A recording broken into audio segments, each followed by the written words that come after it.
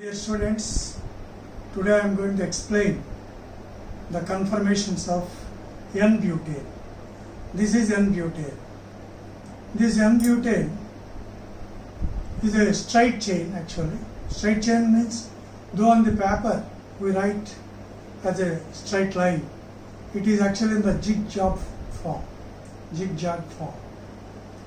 This is the normal butane. Of course, if the branched butane is there, it is called isobutane. And you also know that N-butane and isobutane are the two major components of the liquefied petroleum gas, LPG. Your domestic gas cylinder contains the major components as butane and isobutane, that is N-butane and isobutane. Now this normal butane, if you look at the zigzag shaped molecule, I can rotate any bond, C1, C2 bond, this is C1, C2, C3 and C4. Any bond can be rotated.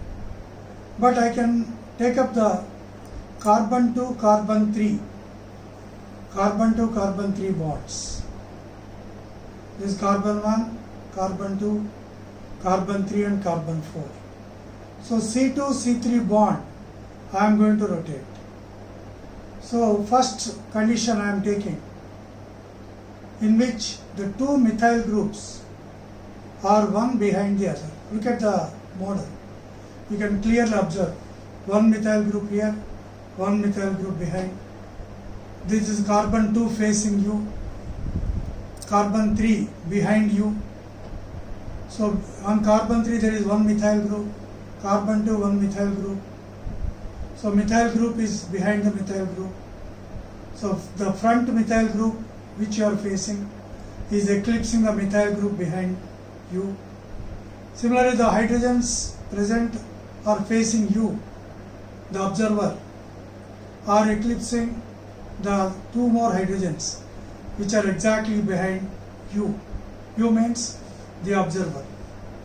Now in this case, actually this is called eclipsed form, because methyl is eclipsing the other methyl. This hydrogen is eclipsing this hydrogen.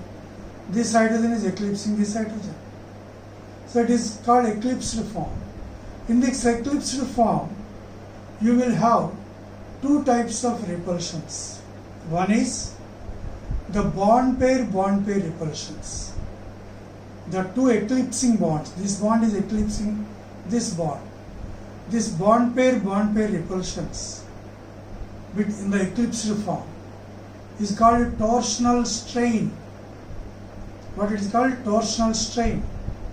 There is one more kind of repulsion between this methyl group and methyl group in the space, between the two bonded groups on the adjacent atoms. These groups may spatially repel, or the two hydrogens can spatially repel. That is called steric repulsions. So total overall, if you see the conformer, eclipsed conformer, you will see two kinds of repulsions. One is torsional repulsions, that is the repulsions between the bond pair of electrons. The other is the steric repulsions, that is between the two atoms or groups located on the adjacent atoms. Their repulsions is called steric repulsions. As a whole, if you consider the eclipsed conformer of normal butane, it is most unfavorable condition because of two kinds of repulsions. Thus its energy is somewhat high. Suppose if I rotate the C2-C3 bond to 60 degrees, now the two larger groups are separated by a dihedral angle of 60. Then immediately you can ask a question, what is this dihedral angle? So the dihedral angle is the angle between the two groups or two atoms on the adjacent atoms. So here the methyl group on the front carbon are facing you, or the methyl group behind you. They are having a bond angle of 60 degrees. That is dihedral angle. Actually this is called a gauche form or Gauche form. You can pronounce like that. So when compared to eclipsed form, this is a more favorable form because here there is no torsional strain. There may be some steric strain. Suppose if I rotate one more 60, the dihedral angle. Now the small hydrogen facing you on the second carbon cannot eclipse a larger methyl group. That's why what we call this as partially eclipsed. This is partially eclipsed conformer.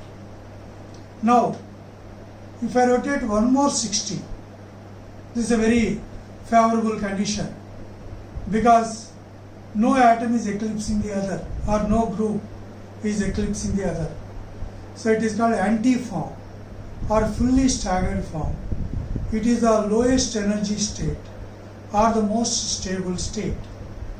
Suppose if I repeat, again I will get partially eclipsed by one more 60 and one more 60 I will get again gauche and finally one more 60 I will get the original form, that is eclipsed form. So total I made 360 angle, 360 degrees rotation of the C2C3 bond to see different conformers. You may ask here, who will rotate this bond? Will somebody go and catch the molecule from the air or from the divine and rotate the bonds? Who will rotate? Because the molecules are not visible to us. Then who is going to rotate? Then the answer is, you need not rotate or myself rotate. The bonds themselves rotate. How they rotate? They take the room temperature. The rotation requires just 3 kilocalories per mole of energy. That's why the bonds go on rotating on their own. You need not rotate, you need not catch the molecule. Then that's why because of this continuous rotation, the conformers are go on interchanging. That's why you cannot separate conformers at room temperature because this fraction of second, this is in the eclipsed form. The next fraction, it is going to be gauche form. In the next moment, it may go to partial eclipsed form, or in the next moment, it may go to the anti-form. So that's why conformers cannot be separated at room temperature. Then you can ask, can we separate? Yes.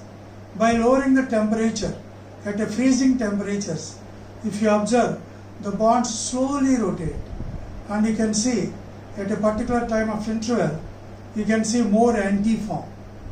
That's why it is called the most stable form. So this is a brief explanation for the conformations of N-butane. Hope you clearly understood this concept. Thank you.